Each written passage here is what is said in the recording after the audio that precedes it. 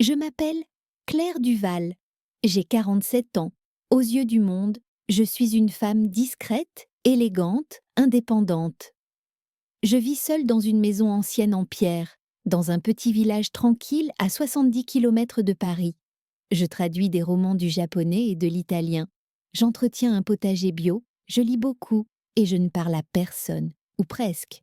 Mais personne ne connaît mon passé, personne ne sait pourquoi je vis ainsi. Et ce que je vais vous raconter, je ne l'ai jamais dit à personne. J'ai grandi à Reims, fille unique d'un couple d'enseignants sévères, mais justes. Mon père m'a appris la rigueur, ma mère, l'amour des livres. J'étais une enfant studieuse, réservée et solitaire. J'adorais écrire. À l'âge de 19 ans, je suis montée à Paris avec une seule valise, un vieux Mac d'occasion et une ambition folle de devenir romancière. C'était en 1997. Je louais une chambre minuscule dans le 14e arrondissement. Je mangeais des pâtes au beurre tous les jours. Je faisais des petits boulots serveuse, baby-sitter, caissière, chez Monoprix, et j'écrivais, la nuit, des pages entières, des débuts de romans, des journaux intimes, des lettres que je n'envoyais jamais. C'est dans ce contexte un peu flou, entre espoir et fatigue, que je l'ai rencontré. Il s'appelait Marcelo. Du moins, c'est ce qu'il disait. Il est entré dans ma vie comme un feu d'artifice dans un ciel noir. Je l'ai vu pour la première fois à une exposition de peinture, dans une galerie à Montmartre. Il ne regardait pas les tableaux, il me regardait, moi, intensément, sans gêne, sans peur. Il m'a abordé avec un accent chantant, franco-italien, m'avait-il dit. Il était peintre, poète à ses heures perdues. Ses phrases semblaient sorties d'un roman de Rimbaud. Il m'a parlé de Florence, de Venise, de la lumière qui glisse sur l'Arno au petit matin. Je n'avais que 20 ans. J'ai foncé, les yeux fermés. En 2 semaines, il s'est installé chez moi. On vivait dans cette minuscule chambre comme dans un rêve éveillé. Il me disait que j'étais sa muse, qu'il n'avait jamais aimé quelqu'un autant. Il me récitait des poèmes pendant que je cuisinais. Il dessinait mon visage pendant que je dormais. Je l'aimais, d'un amour irrationnel, incontrôlable. C'était la première fois qu'on me faisait me sentir vivante à ce point. Et puis, un jour, il a proposé qu'on parte à Florence. Il voulait me montrer sa vraie maison, m'avait-il dit. J'ai vidé mon compte d'épargne, 70 000 francs, tout ce que j'avais économisé depuis des années. On a pris un train de nuit. On est resté 3 jours dans une chambre d'hôtel près de Santa Croce. C'était magique, jusqu'au matin du 4e jour. Il était parti. Plus de Marcelo, plus de valise, plus de passeport, plus d'argent. Juste une lettre, posée sur la table de chevet. Elle disait « Je suis désolée, tu es trop bien pour moi. Je ne pouvais pas rester, tu comprendras un jour. » Je me suis effondrée. J'ai erré dans les rues de Florence comme un fantôme. J'avais honte, peur, et surtout, je me sentais vide. Ce soir-là, j'ai marché jusqu'au bord de l'Arno. Je suis restée des heures à regarder l'eau noire. Je me suis dit que ce serait facile, un pas, et plus de douleur. Mais une femme m'a arrêtée, une touriste, sans doute. Elle m'a parlé doucement, en italien. Je ne comprenais pas tout. Mais elle a pris ma main et m'a dit « Torna domani, la luce revient toujours. Reviens demain, la lumière revient toujours. » Je suis rentrée à l'hôtel, j'ai pris une douche glacée et j'ai décidé de survivre. Je suis rentrée en France sans dire un mot à mes parents. Je me suis trouvé un nouveau travail et j'ai verrouillé mon cœur. Pendant des années, je n'ai plus jamais fait confiance. J'ai tout rationalisé. J'ai supprimé les souvenirs, brûlé les lettres, jeté les carnets. J'ai coupé tous les liens avec le passé. J'ai mis Marcelo dans une boîte, dans ma tête, une boîte scellée, jetée au fond de l'océan. Et pourtant, certains soirs, quand la pluie tombait contre les vitres et que l'odeur du thé me rappelait Florence, je pensais à lui, pas avec amour, pas avec nostalgie, mais avec cette sensation douloureuse d'avoir été détruite de l'intérieur. Ce que j'ai perdu cette année-là, ce n'est pas juste un amour, c'est ma foi en l'autre, en moi, en la beauté naïve de l'attachement. On ne sort pas indemne d'une trahison aussi intime, mais j'ai survécu, j'ai appris à vivre autrement, plus froide, plus distante, plus fonctionnelle. On me disait forte, je n'étais pas forte, j'étais gelée. Le temps a passé, j'ai gagné ma vie. Je me suis acheté une maison, ici, à la campagne. Je l'ai rénovée seule, j'ai planté des arbres, j'ai bâti une routine, et je n'ai plus jamais ouvert cette boîte, dans ma tête, jusqu'au jour où j'ai engagé un jardinier, un homme discret, aux mains calleuses, au regard brûlé par le passé. Et ce que je ne savais pas, c'est que cet homme, c'était lui. C'était un lundi matin de printemps, le genre de matin où la lumière est douce, où les oiseaux chantent sans se presser, et où tout semble tranquille, presque trop tranquille. Je regardais par la fenêtre, une tasse de café tiède entre les mains. Mon jardin était un chaos de mauvaises herbes, de branches mortes, de haies trop longues et de fleurs fanées. Cela faisait des mois que je n'avais pas mis les pieds dans les plates-bandes. Pas le courage, pas l'envie.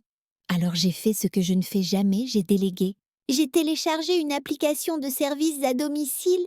J'ai rempli un formulaire entretien complet du jardin, 3 mois minimum. J'ai cliqué sans vraiment y croire. 2 jours plus tard, une agence locale me répondait. Ils avaient quelqu'un disponible, ponctuel, travailleur, nom du jardinier Louis Fontaine, âge 50 ans, expérience 25 ans, pas de casier judiciaire, référence disponible. Le nom ne me disait rien. Je n'ai même pas cherché à voir sa photo. Il est arrivé un jeudi, à 6h30 du matin, comme promis, je dormais encore. C'est le bruit d'un râteau sur le gravier qui m'a réveillée. Je me suis levée, les cheveux en bataille, en robe de chambre, et je l'ai vu par la fenêtre. Un homme grand, mince, le dos droit, casquette beige, chemise à carreaux. Il avançait lentement, avec précision, pas comme un ouvrier pressé, plutôt comme un moine dans un cloître. Je suis sortie pour me présenter. Il a levé la tête, m'a regardé dans les yeux, et là, quelque chose a bougé en moi, un vertige, un écho lointain. Ses yeux, je connaissais ses yeux, mais je n'arrivais pas à dire d'où. « Bonjour, Madame Duval », m'a-t-il dit d'une voix calme et grave. « Merci de m'avoir engagée. » Je l'ai salué poliment, rien d'anormal, rien d'étrange, sauf ce fichu regard. Les jours ont passé. Il venait tous les matins, à la même heure, travaillait sans parler, ne demandait rien. Il nettoyait les allées, taillait les rosiers, arrosait chaque plante avec une attention presque douloureuse. Il ne buvait pas de café, ne fumait pas, ne portait jamais de musique. Et pourtant, je sentais une présence, discrète, mais insistante. Un jour, alors que je lisais sur la terrasse, il s'est arrêté devant le vieux cerisier. Ce cerisier est ancien, mais il respire encore. Il a juste besoin de lumière. Je n'ai rien répondu, mais ces mots, ils m'ont percuté, comme s'il ne parlait pas du cerisier, comme s'il parlait de moi. Et puis il y a eu cette scène étrange. Je faisais tomber une paire de gants de jardinage. Il s'est précipité pour les ramasser. Ses doigts ont effleuré ma main, et j'ai vu ses lèvres trembler. Ses yeux se sont remplis d'un chagrin que je n'avais pas demandé à voir. Je suis rentrée chez moi bouleversée sans savoir pourquoi. Le soir même, j'ai trouvé une enveloppe dans ma boîte aux lettres. Pas de timbre, pas d'adresse. Juste mon nom écrit à la main Claire Duval. À l'intérieur, une seule phrase, dactylographiée. Le jardinier que vous avez engagé n'est pas celui qu'il prétend être. Souvenez-vous de Florence. 1998. Mes jambes ont fléchi, j'ai dû m'asseoir. Florence. 1998. Les mots interdits, l'année effacée. Mon cœur s'est mis à battre comme une alarme. Personne ne connaissait cette histoire. Personne n'était au courant. Pas mes amis, pas mes collègues. Même mes parents ne savaient pas que j'étais allée en Italie avec un homme.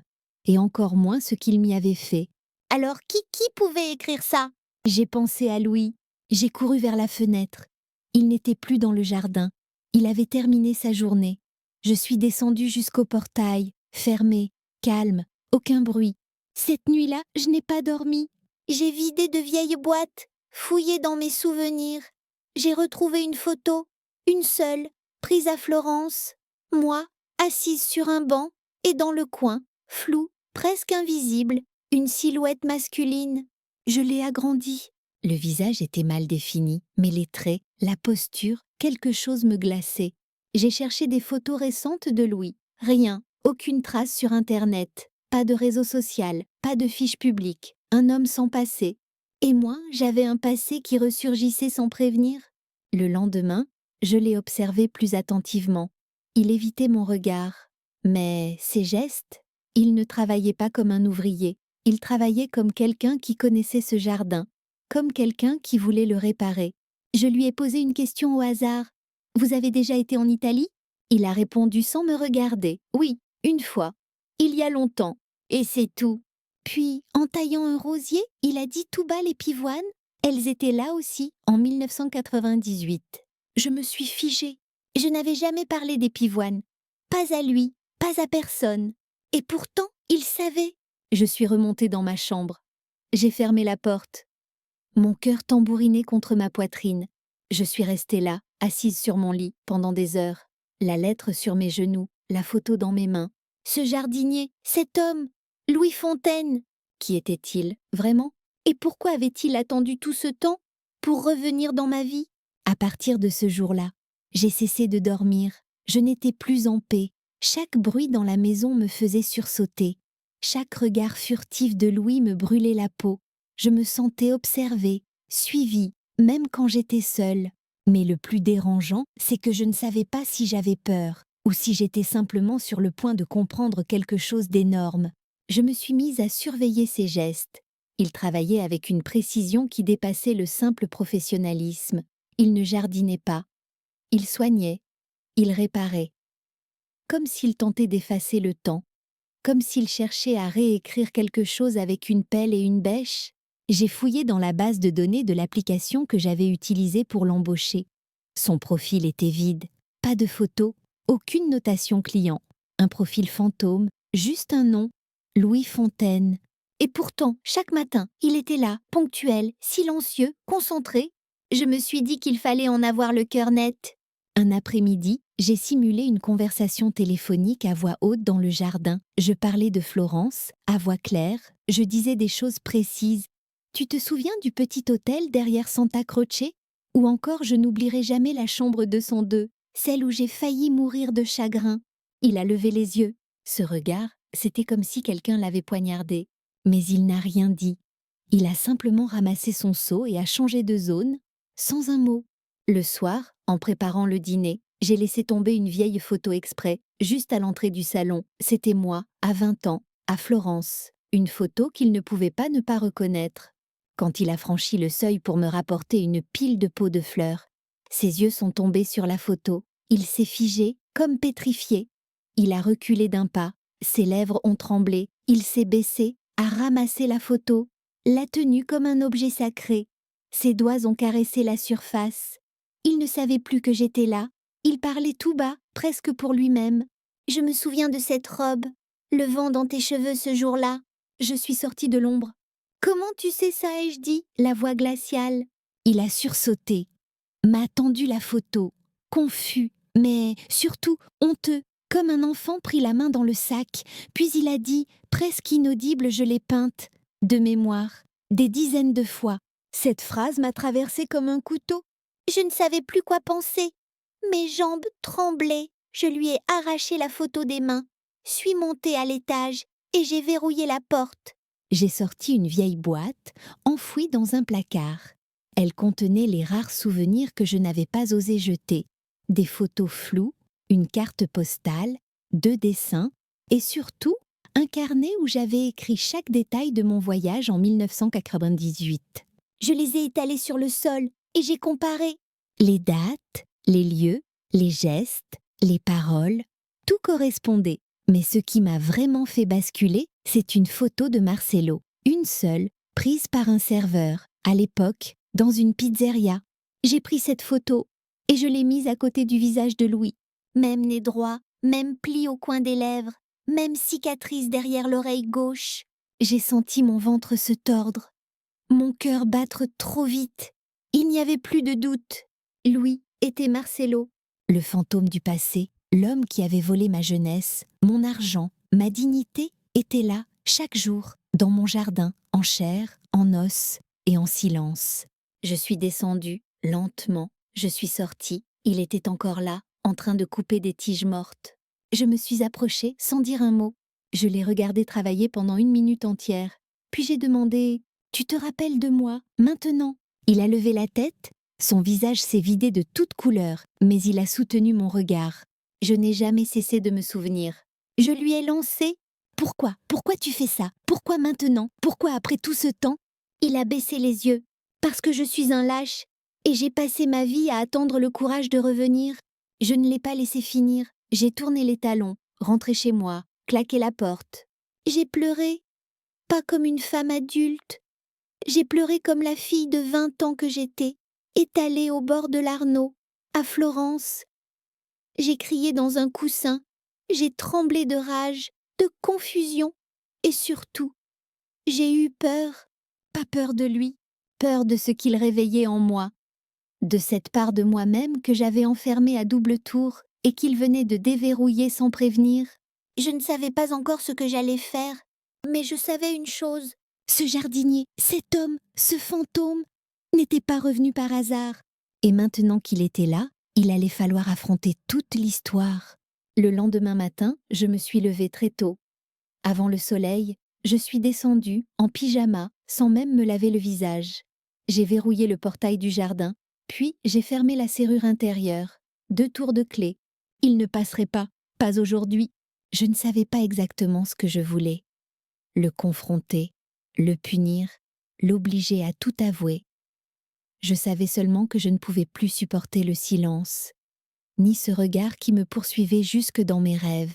À 6h28, j'étais déjà devant la porte, une tasse de café entre les mains. À 6h30 précise, comme tous les jours. J'ai entendu ses pas dans le gravier. Il s'est arrêté net devant le portail fermé. Il a levé la tête, m'a vue. Je suis sortie, lentement. Je me suis arrêtée à 2 mètres de lui, de l'autre côté de la grille. Tu ne rentres pas aujourd'hui. Il n'a pas réagi, il a juste baissé la tête. Tu m'as menti, tu as changé de nom, tu as volé ma vie, et maintenant tu retournes dans mon jardin comme si de rien n'était. Tu pensais que je ne découvrirais rien. Il a levé les yeux. Non, je savais que tu finirais par voir. C'était inévitable. Alors pourquoi? Pourquoi être revenu? Pourquoi maintenant? Il a inspiré profondément, puis il s'est mis à genoux, là, dans la poussière, devant le portail. Parce que je n'ai jamais cessé d'avoir honte. Cette phrase m'a frappée comme un coup de poing. Pas parce qu'elle disait, mais par le ton. Il ne jouait pas un rôle, il était brisé, comme s'il portait un sac de pierre depuis 27 ans. Je ne l'ai pas laissé continuer. Tu as détruit ma vie. Tu m'as abandonné dans un pays étranger, sans argent, sans papier, sans rien. Tu m'as fait croire que je ne valais rien. Je tremblais, j'avais la gorge nouée. Et toi, tu reviens? Quoi pour te racheter? Tu crois qu'en ramassant des feuilles mortes, tu peux laver ce que tu as fait? Il ne disait rien. Je voulais qu'il hurle, qu'il se défende, qu'il me provoque. Mais non, il encaissait, comme s'il acceptait de souffrir. Alors j'ai hurlé encore plus fort. Tu ne mérites même pas que je prononce ton nom. Tu n'étais même pas Marcello. Tu étais Louis Fontaine, un voleur, un lâche. Il a fermé les yeux. Oui, j'étais un voleur. Et j'ai volé la seule personne qui m'ait jamais regardé avec amour. Il a relevé la tête. Et pour la première fois, j'ai vu ses larmes couler. Pas une, pas deux, des torrents, des larmes de honte, de douleur, peut-être même de vérité. Je ne suis pas revenu pour être pardonné, dit-il. Je suis revenu parce que je ne savais plus vivre en me cachant. Je suis revenu parce que je voulais te rendre ton jardin. Symboliquement, parce que c'est la seule chose que j'ai su faire de mes mains. Depuis que je t'ai perdu, ces mots m'ont déstabilisée. Je voulais le haïr, vraiment, jusqu'au bout, mais cette sincérité nue me désarmait. Et c'est là que j'ai compris, ce n'était pas la vengeance qui me faisait souffrir, c'était la possibilité d'un pardon que je ne voulais pas envisager, car pardonner, c'était reconnaître. Reconnaître que je l'avais aimé, reconnaître que j'étais encore touchée, reconnaître que malgré le temps, malgré les cicatrices, il avait laissé une trace en moi. Je suis rentrée chez moi. Sans dire un mot, j'ai claqué la porte. Je suis montée dans ma chambre et j'ai hurlé dans mon oreiller. J'ai passé le reste de la journée à faire le tour de la maison comme une lionne en cage. Je pensais à Florence, à la chambre 202, au bruit de la valise qui disparaît dans le couloir, à la lettre, à l'eau noire de l'Arno et à la main de cette femme qui m'a retenue. Je pensais à cette version de moi que j'avais enterrée si profondément, et que Louis, ou Marcelo, ou peu importe son nom, avait réveillé en quelques semaines. Le soir venu, je suis descendue dans le jardin, je suis allée jusqu'au portail, il n'était plus là. Mais une lettre m'attendait, glissée entre deux barreaux. Je l'ai prise, ouverte, lentement. Claire, si tu lis cette lettre, c'est que je suis encore vivant. Et si je suis encore vivant, c'est uniquement parce que tu existes. Je ne demande rien, pas ton pardon, pas ta confiance. Je ne le mérite pas. Mais je voulais que tu saches une chose. Ce que j'ai fait, je le porte tous les jours, pas comme un fardeau, comme une dette. Tu m'as aimé alors que je n'étais qu'un imposteur, et malgré tout, tu m'as montré ce qu'était l'amour véritable. Je voulais juste rendre un peu de ce que j'ai détruit. Si tu ne veux plus jamais me voir, je partirai. Si tu laisses la porte ouverte demain, je continuerai à entretenir ton jardin, sans mots, sans attente, juste pour réparer. Louis, je suis restée là, debout, sous la lumière du porche, avec cette lettre dans les mains, et pour la première fois depuis 27 ans, je ne savais pas quoi ressentir. Je n'ai pas dormi cette nuit-là. J'ai laissé la lettre sur ma table de chevet, là, à portée de main, comme si la relire pouvait m'aider à décider quoi faire au lever du jour. À 5h30 du matin, je me suis levée, j'ai ouvert les volets, l'aube colorait à peine le ciel, et sans trop réfléchir, comme guidée par une force que je ne comprenais pas encore, j'ai pris ma clé et j'ai déverrouillé le portail du jardin. Je ne l'ai pas attendu, je suis rentrée, j'ai préparé du thé, je me suis installée sur la terrasse, le cœur battant trop fort, les mains moites, comme une adolescente qui attend une lettre d'amour ou un procès. À 6h30, il est arrivé. Il a vu que la porte était ouverte. Il s'est arrêté un instant, hésitant, puis il a franchi la grille. Il n'a pas levé les yeux vers moi. Il n'a pas parlé. Il s'est mis directement à sa tâche, comme promis. Aucune tentative d'explication, aucune justification. Je l'ai observé pendant des heures, en silence. Il taillait les haies avec une concentration monastique. Arrosait les pivoines comme si chaque goutte d'eau était une demande de pardon. Et pour la première fois, j'ai vu un homme brisé qui essayait de construire quelque chose à main nue. Avec le peu de dignité qu'il lui restait, le soir venu, il est parti comme il était venu, sans un mot. Mais moi, j'étais différente. Ce n'était pas du pardon, pas encore. Mais c'était un début, un mouvement imperceptible de l'âme. Le jour suivant, il est revenu. Même rituel, même silence. Et cela a duré comme ça pendant plusieurs jours. Une étrange chorégraphie entre nous deux, lui dehors, à réparer un jardin, moi dedans, à réparer quelque chose en moi. Puis, un après-midi, une lettre est arrivée par courrier recommandé. Elle venait d'une fondation, une association pour jeunes orphelins, située dans le sud de la France. À l'intérieur, un certificat de don au nom de Claire Duval, montant 7 000 €. J'ai cru à une erreur, j'ai appelé. On m'a répondu que le don venait d'un certain Louis Fontaine, qu'il avait précisé que c'était en remboursement symbolique d'un vol ancien. J'ai raccroché, les mains tremblantes. Plus tard dans la semaine, j'ai fouillé son casier à outils. Je sais, c'est mal, mais je ne pouvais pas faire autrement. Je devais comprendre. Sous une bâche, j'ai trouvé une boîte. Dedans, une dizaine de carnets, bien rangés, datés de 1999 à aujourd'hui. Je n'ai pas résisté, j'en ai ouvert un. À l'intérieur, des croquis, des plans de jardin, des poèmes et surtout des portraits de moi à 20 ans, à 30, à 40, comme s'il m'avait imaginé vieillir, année après année, sans jamais m'avoir revue. À la dernière page, une note manuscrite. Je ne l'ai pas méritée, mais je l'ai aimée et je l'aime encore, même si elle ne me regarde plus. J'ai refermé le carnet. Je me suis assise au sol, là, dans la cabane à outils, et j'ai pleuré. Pas de tristesse, pas de rage, mais de fatigue. Fatigue de porter cette histoire seule pendant toutes ces années. Fatigue d'avoir cru que j'étais la seule à avoir souffert. Et aussi un soupçon de soulagement, parce qu'enfin, tout faisait sens. Le lendemain, quand il est arrivé, je l'ai attendu au portail. Je l'ai regardé dans les yeux. Tu peux continuer, mais je veux qu'on parle. Pas maintenant, un jour, quand je serai prête. Il a hoché la tête. C'est tout ce que je demande. Et il est allé tailler les rosiers. Les jours ont passé, le jardin reprenait vie, et moi aussi, en silence. Je recommençais à écrire, pas des romans, pas encore, mais des lettres, à moi-même. Je racontais tout, la douleur, la colère, les souvenirs. Je laissais couler l'encre comme on laisse couler le poison d'une plaie ancienne. Un soir, il a laissé un petit sac devant la porte. À l'intérieur, un flacon d'encre violette, une plume, un carnet en cuir et un mot. Tu écrivais avec ça, à l'époque, je m'en souvenais. J'ai souri, pour la première fois depuis longtemps. Pas un grand sourire, un sourire triste, mais sincère. Un autre jour, en passant dans le village, je me suis arrêtée dans une petite galerie d'art.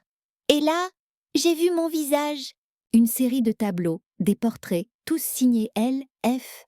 Le galeriste m'a dit que l'artiste les déposait sans jamais donner son nom, mais qu'un collectionneur italien avait tenté d'en acheter un pour une somme énorme, et que l'artiste avait refusé, parce qu'il n'était pas à vendre. J'ai quitté la galerie bouleversée. Le soir même, je lui ai demandé « Pourquoi tu n'as jamais vendu ces portraits ?» Il a répondu simplement « Parce que ce ne sont pas des tableaux, c'est tout ce qu'il me reste de toi. » Et là, j'ai compris quelque chose de fondamental. Ce qu'il m'avait pris, il ne pourrait jamais me le rendre. Mais ce qu'il avait porté, en silence, en secret, pendant tout ce temps, c'était une forme de réparation. Pas parfaite, pas suffisante, mais réelle. Et moi, j'avais le choix. Continuer à nourrir ma colère ou apprendre à vivre avec ce passé, à le réintégrer, sans l'effacer. J'ai choisi de vivre. Pas pour lui, pour moi. Le jour où Louise est partie, il n'a laissé aucun mot. Il n'est pas venu ce matin-là. Pas de bruit dans le gravier, pas d'outils, pas de silhouette familière penchée sur les pivoines. J'ai attendu 10 minutes, 30, 1 heure. Rien. J'ai ouvert le portail, fait quelques pas dehors, appelé son nom à voix basse. Silence. Il était parti. Je ne l'ai pas tout de suite compris, pas tout de suite accepté. J'ai cru à un retard, un oubli, une fatigue. Mais au bout de 2 jours sans nouvelles, j'ai commencé à sentir une vieille peur me ronger. Ce n'était pas la peur qu'il revienne, c'était la peur qu'il soit reparti comme la première fois, en silence, en lâche, ou pire. J'ai appelé l'agence. On m'a répondu que Louis Fontaine avait clôturé son contrat, sans explication, aucun numéro personnel, aucune adresse. J'ai contacté le petit galeriste du village. Il n'était pas passé depuis 1 semaine. Alors, j'ai compris. Il était parti. Et cette fois, il ne reviendrait pas. J'aurais pu ressentir du soulagement, mais ce n'est pas ce que j'ai ressenti. J'étais en colère, contre lui, contre moi, contre cette répétition infernale. Encore une fois, il m'abandonnait. Encore une fois, il fuyait sans m'avertir. Mais cette colère, elle s'est vite changée en autre chose, en vide. Un vide que je n'avais plus ressenti depuis Florence. Le 3e jour, j'ai décidé de ranger ses affaires. Il ne restait presque rien. Juste quelques outils rouillés, un gilet suspendu derrière la cabane, et une boîte, fermée, posée sous l'établi, avec mon nom écrit au feutre clair. J'ai ouvert, dedans, un carnet à couverture noire, rempli de pages d'une écriture serrée, datée, organisée, précis. Première page, 12 janvier 1999. Je me suis réveillée avec son visage dans la tête, encore, toujours. Je ne dors presque plus, chaque nuit, je revois son regard quand elle a découvert ma trahison. Je l'ai détruite, je m'en rends compte maintenant. Trop tard, page après page, il retraçait sa vie, ses fuites, ses remords, ses tentatives de devenir quelqu'un de bien, les emplois éphémères, les hôtels minables, les nuits sans sommeil, et toujours une obsession, moi. Je l'imagine heureuse, mariée, peut-être mère. Je n'oserai jamais vérifier, je ne veux pas polluer sa vie encore une fois. Mais il avait vérifié, un jour, il avait découvert où je vivais, avait attendu 2 ans avant de s'approcher. Puis, un jour de printemps, il s'était inscrit sur l'application, pas pour se faire pardonner, pour regarder de loin, pour comprendre si elle avait survécu. Je lisais et mes mains tremblaient. Je ne savais plus ce que je ressentais. De la tristesse, de l'empathie, de la peur aussi, mais surtout un immense vertige. Parce que cet homme, que j'avais détesté pendant des décennies, avait vécu avec la même douleur, et d'une certaine manière, nous avions été 2 à porter la même peine, chacun dans notre silence. Je me suis assise dans l'herbe, le carnet dans les mains, et j'ai pleuré, pas violemment, pas hystériquement. J'ai pleuré doucement, comme on pleure la fin d'une guerre intérieure. Les jours ont passé, ils ne revenaient pas. Alors j'ai pris une décision. J'ai cherché. J'ai écrit à l'agence, à la galerie, aux rares personnes qui avaient croisé sa route. Personne ne savait rien. Et puis, un matin, j'ai reçu un colis caché de la poste Florence, Italie. Le souffle m'a manqué. Je l'ai ouvert, les mains moites. À l'intérieur, une enveloppe et un carnet, le même format que les autres. Sur la couverture, une simple phrase manuscrite. Ce sera le dernier. Je l'ai ouvert. Première page. Claire, si tu lis ceci, c'est que j'ai eu le courage de partir, pas pour fuir, pour ne pas abîmer plus. Je voulais te dire que tu n'étais pas une victime. Tu es une survivante. Tu es plus forte que tu ne le crois. Je ne te demande rien, ni pardon, ni souvenir. Je voulais juste disparaître proprement, laisser ton jardin pousser, laisser ton cœur respirer sans mon ombre. Je n'ai pas fini la lecture tout de suite. J'ai refermé le carnet, je l'ai posé sur la table et j'ai ouvert grand les fenêtres. L'air frais m'a envahi. Puis j'ai pris une pelle et j'ai commencé à planter des graines, des pivoines, des iris, des herbes aromatiques. J'ai retravaillé chaque centimètre du sol, non pas pour effacer ce qu'il avait fait, mais pour continuer ce qu'il avait commencé. Le jardin, peu à peu, est devenu autre chose, un espace de mémoire, un lieu de transformation. Et moi, j'ai commencé à écrire. Pas pour publier, pas pour briller, pour me reconstruire. J'ai écrit cette histoire, celle que vous entendez maintenant, pour que tout ce poids cesse d'être un secret. Pour que cette blessure, enfin, puisse respirer. Je n'ai pas pardonné Louis, mais j'ai pardonné Claire. La Claire de 20 ans, celle qui rêvait d'Italie, de poésie, d'amour immense, celle qui a fait confiance trop vite, celle qui a été brisée et qui a mis presque 30 ans à se recoller. J'ai compris quelque chose d'essentiel, le pardon. Ce n'est pas un cadeau qu'on fait à l'autre, c'est une libération qu'on offre à soi-même. Je ne sais pas où Louis est aujourd'hui, peut-être à Florence, peut-être dans une autre ville, peut-être qu'il peint encore, peut-être qu'il se tait, mais je sais qu'il a fait ce qu'il a pu, et parfois, dans une vie humaine, faire ce qu'on peut, c'est déjà énorme. Mon jardin est aujourd'hui méconnaissable, pas parce qu'il est parfait, mais parce qu'il est vivant. Il y a des coins encore sauvages, d'autres taillés au cordeau. Il y a des fleurs que je ne reconnais même plus. Et chaque matin, je m'y promène avec une tasse de thé. Je respire et je me sens en paix. J'ai planté un petit érable japonais au fond du jardin, juste à côté du cerisier, et j'ai accroché à sa base une plaque en bois. Elle dit « Même les racines blessées peuvent porter des fleurs ». Ce n'est pas une citation célèbre, c'est une phrase que j'ai écrite.